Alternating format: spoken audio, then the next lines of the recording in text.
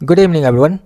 मैंने आज टेलीग्राम पर एक मैसेज डाला था कि मार्केट में कुछ भी चीज़ें रैंडमली नहीं होता है, हर एक चीज़ के पीछे कोई ना कोई लॉजिक होता है और मार्केट जो है अपने इम्पॉर्टेंट प्राइस लेवल का हमेशा रिस्पेक्ट करते हुए चलता है। सो आज के इस वीडियो में हम इसी चीज़ को देखने की कोशिश करेंगे, आज के सेशन को रिव्यू करते हुए।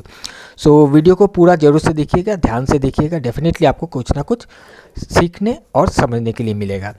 बाय द वे, इस वीडियो आपको तभी समझ में आएगा अगर आपने इस वाले वीडियो को देख लिया है। मैं एक बार आपको दिखा देता हूँ, अ स्ट्रॉन्ग कैंडलस्टिक्स पैटर्न। इस वीडियो को अगर नहीं देखा जरूर से देख लीजिएगा, क्योंकि यहाँ पर जो भी सपोर्ट या रेजिस्टेंस का जिक्र किया गया है सो इसी मेथड से ही बताया गया है। एंड इसी के साथ सेकंड इस पर ही डिपेंड करते हुए, बेस करते हुए ये वाला वीडियो भी बनाया गया है, D1 to 5M trading setup. इसको भी देख लीजिएगा। ओके, अगर आपने देख लिया तो सही है, आपको समझ में आ जाएगा कि सपोर्ट का फॉर्मेशन मैंने कैसे बताया है या फिर रेजिस्टेंस कैसे बताया हुआ है। ओके, चलिए चार्ट पर चलते हैं, बट उससे पहले आज का जो ट्रेड है मैं आपको दिखा देता हूँ। आज हमने 23,150 के कॉल पर ट्रेड बनाया था। इस वाले कैंडल पर हमने एंट्री किया एंड यहाँ पर हमने एग्जिट कर लिया था। 1:5 रिस्क रेशियो अचीव किया है आज के दिन हमने इस ट्रेड पर। इसके बाद एक सेकेंड ट्रेड पर हमने कोशिश किया था बट मिला नहीं। यहाँ पर अगर आप देखोगे प्राइस जब बाउंस किया था इस एरिया से, तो यहाँ पर मैंने एक ऑर्डर को प्लेस किया था बट प्राइस रिट्रेस करके नीचे नहीं आया। 2-3 पॉइंट्स के लिए मेरा ऑर्डर ट्रिगर नहीं हुआ। प्राइस में यहाँ से एक बड़ा बाउंस हमें देखने के लिए मिला। 100 पॉइंट से ज़्यादा का बाउंस था ऑप्शन में, बट ये मिला नहीं। बट ठीक है, कोई बात नहीं, मिला नहीं। अब इसको अफसोस करके कोई फ़ायदा नहीं, अफसोस है भी नहीं भी, क्योंकि ऑलरेडी पहला जो ट्रेड था 1:5 हमें मिल चुका था, तो अफसोस करके कोई फ़ायदा नहीं। और ज़रूरी नहीं है कि हर एक ट्रेड पर हम एंट्री कर पाए, राइट। एनीवे, अभी चलिए चार्ट पर चलते हैं।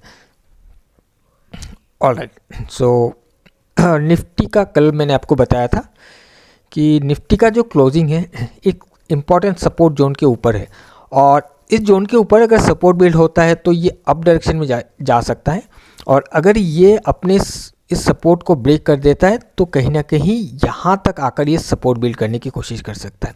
सो एक बार ध्यान दीजिएगा कि सपोर्ट को अगर ब्रेक करता है तो ये नेक्स्ट सपोर्ट तक आने की कोशिश करेगा, राइट। सो आज कुछ वैसा ही देखने के लिए मिला है कि ओके, पहला ही कैंडल एक ही कैंडल में सब कुछ तोड़ ताड़ कर नीचे आ गया एंड इसी सपोर्ट पर आकर ये रुक गया। अब देखिए कितना हेल्दी कैंडल बनाया हुआ है, बट इस यहाँ पर जैसे ही हिट किया प्राइस गिर नहीं पाया।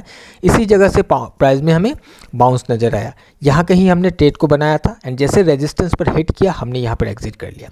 ओके, उसके बाद प्राइस फिर से नीचे आया, और नीचे जब आया, अब यहाँ पर देखिए एक चीज़ कि प्राइस में जब यहाँ पर ऐसे करके जाकर रेजिस्टेंस को हिट किया, रेजिस्टेंस लेने के बाद प्राइस क्या करना चाहिए, इसके पास दो ऑप्शन है। पहला तो कि ये थोड़ा सा रिट्रेस करके अपने रेजिस्टेंस को ब्रेक करके ऊपर चला जाए, या फिर ये जिस सपोर्ट को ऑनर किया है इसको तोड़कर अपने नेक्स्ट सपोर्ट तक चला जाए, राइट। दो ही ऑप्शन है। तो ये प्राइस नीचे आया, लेकिन इसके यहाँ से रिट्रेस करके घूम नहीं पाया एंड इसी सपोर्ट को ब्रेक कर दिया। जब ब्रेक किया तो ये कहाँ तक आना चाहिए, नेक्स्ट सपोर्ट तक। ये एग्जैक्टली अपने नेक्स्ट सपोर्ट तक आया और यहीं से बाउंस किया। अब ये सपोर्ट कहाँ से आया, पहला सपोर्ट तो इस एरिया से निकल कर आया था एंड जो सेकंड सपोर्ट है वो कहीं थोड़ा सा हम पीछे जाएंगे तो इस एरिया से निकल कर आया था। और ये सपोर्ट हमें कब समझ में आया, जब इसका नेक्स्ट डे क्लोज हुआ, तब हमें समझ में आया कि ये एक सपोर्ट बन सकता है, एक इम्पॉर्टेंट जोन है ये, राइट। और आज इसी जोन पर आकर ही प्राइस ने बाउंस किया और यहाँ पर ही हमने एक ऑर्डर लगाया था, लेकिन हमें मिला नहीं, अदरवाइज एक अच्छा पॉइंट हमें कैच करने के लिए मिल जाता। अब यहाँ पर देखिए कि प्राइस इस सपोर्ट से बाउंस किया, बाउंस करने के बाद प्राइस ऐसे करके जिगजैग करके फिर ऊपर चला गया। ओके, अब यहाँ पर चला गया, जाने के बाद प्राइस फिर से रिट्रेस किया, प्राइस अपने रेजिस्टेंस पर जाकर फिर से रिट्रेस करके इस एरिया से फिर से घूम गया। क्या अब इसी सपोर्ट के वजह से इसी यहाँ पर सपोर्ट लेकर ये घुमा है? इसका आंसर है नहीं, क्योंकि ये सपोर्ट ऑलरेडी टूट चुका है, यहाँ पर तोड़ ताड़ के नीचे आ चुका है, तो अब ये इम्पॉर्टेंट नहीं है, राइट। लेकिन फिर भी यहाँ से क्यों घुमा, क्योंकि जब प्राइस इस एरिया से इस सपोर्ट से कुछ गया था, कुछ ऐसे जिगजैग बनाते हुए, उस दौरान यहाँ पर एक सपोर्ट फॉर्म करके गया था और प्राइस जब नीचे आया इस वाले सपोर्ट को हिट करके ऑनर करके ही ये बाउंस करने की कोशिश किया, राइट। क्योंकि ये टूट चुका है तो अब इस पर कोई भी इम्पोर्टेंस नहीं रहेगा, यहाँ पर कोई डील्स वगैरह ऑर्डर्स वगैरह कुछ भी नहीं रहेगा। वो फ्रेश ऑर्डर बनेंगे, अभी वो यहाँ पर बना था जिसकी वजह से प्राइस में हमें यहाँ से बाउंस देखने के लिए मिला है, राइट। और जब भी कोई सपोर्ट टूटता है वो रेजिस्टेंस बन सकता है, राइट। अब ये जो सपोर्ट टूटा, सपोर्ट तोड़ने के बाद नीचे आया, इस सपोर्ट को हिट किया, बाउंस किया। अब देखिए यहाँ पर इसने पहला रेजिस्टेंस लिया जब ये यहाँ से रिट्रेस किया था, फिर ये अपने इसी रेजिस्टेंस को तोड़कर चला गया, राइट। अब यहाँ पर रेजिस्टेंस लेने के बाद ये गिर भी सकता था, राइट। फिर भी मैंने यहाँ पर लेने की कोशिश किया क्योंकि मैं सिर्फ इंटरडे को नहीं देख रहा हूँ, मैंने डेली को भी देखा। ओवरऑल चीज़ों को देखकर मुझे समझ में आया कि मार्केट को गिरना नहीं चाहिए। अगर ये इस सपोर्ट को होल्ड नहीं किया, ठीक है, क्योंकि मैंने एक चीज़ बताया था कि निफ्टी पॉजिटिव ही है, पॉजिटिव जोन पर ही था, इस एरिया पर भी जब था, बट वहाँ पर रिस्क हो जाएगा ट्रेड बनाना भी, क्योंकि बैंक निफ्टी जो है वो अपने सपोर्ट को ब्रेक करके बैठा, होल्ड नहीं कर पाया और उसके चलते निफ्टी में भी हमें गिरावट देखने के लिए मिला है। अदरवाइज निफ्टी को ये मूव देना नहीं चाहिए था, राइट। और जब ये सपोर्ट पर आकर हिट किया, बाकी वॉल्यूम वगैरह से भी समझ में आता है कि क्या करना चाह रहा है, और उसी को देखते हुए ध्यान में रखते हुए मैंने इसको ट्रेड बनाने की कोशिश किया था। क्योंकि अब अगर यहाँ से बाउंस किया तो ये रेजिस्टेंस की तरफ ये इतना दिक्कत नहीं देगा, ये ऊपर जाने की कोशिश कर जाएगा। इसी एक्सपेक्टेशन के साथ ही हमने यहाँ पर लेने की कोशिश किया था। बट अब देखिए प्राइस कैसे रिस्पेक्ट करता है, आप इस चीज़ को देखिए कि यहाँ पर ही प्राइस क्यों रुका, इसी जगह से क्यों बाउंस किया, यहीं से क्यों प्राइस गिरा, इसी जगह से ही प्राइस क्यों उठा। वो तो बीच में कहीं से भी उठ सकता था, ये इतना बड़ा एक हेल्दी कैंडल बना, ये तोड़ ताड़ के नीचे आ सकता था। पहला ही कैंडल जिसका लो भी नहीं टूटा, हायर लो करके फिर ये रेजिस्टेंस पर चला गया, ऐसा क्यों हुआ। प्राइस नीचे यहाँ पर आया, इस वाले कैंडल पर देखिए लोस ब्रेक कर करके आ रहा था, यहाँ पर जैसे ही आया लो टूटना बंद हो गया, हाई टूटना स्टार्ट हो गया। ऐसा क्यों हुआ इस जोन पर आते ही, क्योंकि इम्पॉर्टेंट है, इस वजह से ऐसे नहीं हुआ।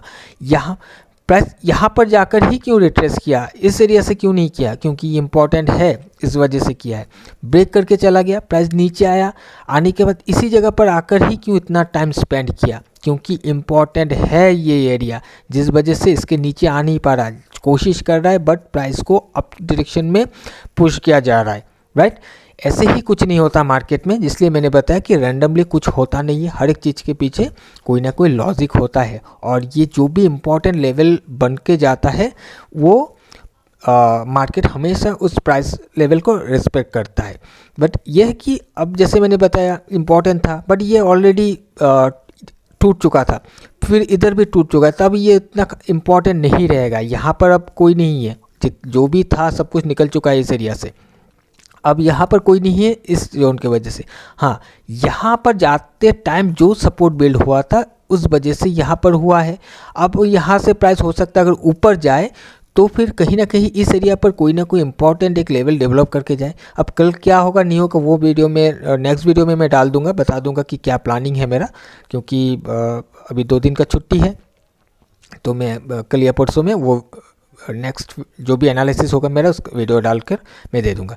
बाकी यहाँ पर आई होप कि आपको समझ में आया होगा कि कैसे प्राइस चलता है, कैसे प्राइस अपने लेवल को रिस्पेक्ट करता है, या फिर आज का सेशन कैसा रहा, क्यों ऐसा हुआ। ओके, अगर कोई कन्फ्यूजन है तो मुझे आप कमेंट करके बता दीजिएगा, मैं कोशिश करूँगा कि उसको एक्सप्लेन कर पाऊँ। ओके, सो बाकी वो 2 वीडियो जो है अगर नहीं देखा है तो वीडियो को ज़रूर से देख लीजिएगा। तो आज के लिए इतना ही, हम मिलेंगे किसी और एक नए वीडियो में। Till then bye bye and safe trading.